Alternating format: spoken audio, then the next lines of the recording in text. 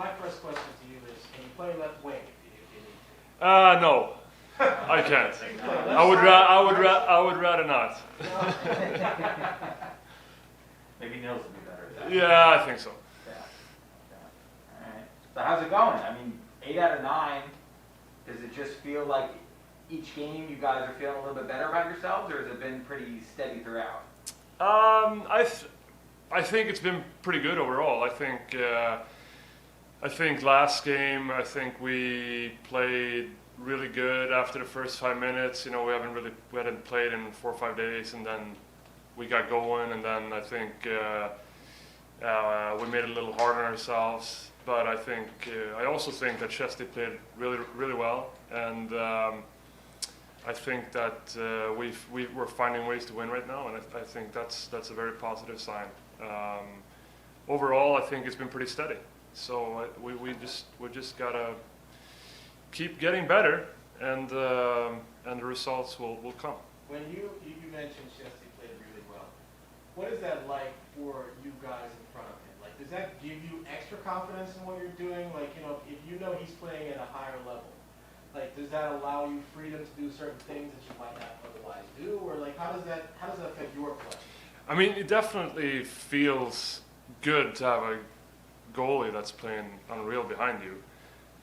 It's not necessarily that we want to change our game and do things differently just because he's playing so well. You know, we don't want to. More chances? No, I don't think so. I just think that it builds you confidence. You know, it just feels solid to have him back there, and you know, he's been really, really good since day one. So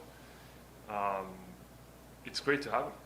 Shesterkin made 7 saves on that 5-minute major. Just how did you see how the penalty kill did? How would you evaluate how it did in that situation? Good. I mean, it's 5-minute power play. It's tough, you know. And I think at Troops he lost his stick there, and that doesn't really help. So he came up with a really good save for us, especially on that one. But I think our penalty kill is trending in the right direction. We're obviously always looking to get better and working on details that's going to get us there. So, and he's a big part of that. You know, when you have him back there, it's like I said before, it's great. How good is the team defense right now? Way better. I think at the start of the season, I think we gave up a lot of chances. I think he held us in the games some nights, but now I think it's definitely is better. And it also, when you're playing better in your own zone, that creates more opportunity for you in the O zone, and you can play more in the O zone. So I think that's helped us there too as well. Why do you think it's better? Is it communication? Guys familiar with each other? Yeah, I mean, it takes some time to get. I mean, it's a new coach, it's new players. It's you know, just to get a feel for one another, and it takes a little bit of time. It's very, very unusual that it just clicks right away and just works. So it's almost better this way, so you can kind of, you know, fill the gaps and see where your holes are. So like I said, I think a lot of things are trending in the right direction for us. How about for you, your play? Do you feel like it's gotten better as the years went on? Do you think it's been pretty consistent? I think it's gotten better. Right. I think it's the same thing there. You know, it's a new team. You adjust to one another. You adjust to your teammates, and so it's getting better there too, I think. And what about you and Nils? Do you feel much more comfortable kind of knowing his game, knowing what to expect out of him? How do you guys play off of each other? Yeah, for sure. I mean, it's also work in progress. He's still young. It's 20 games in. He's a good player. He's gonna be a really good player. So he's gonna get even better.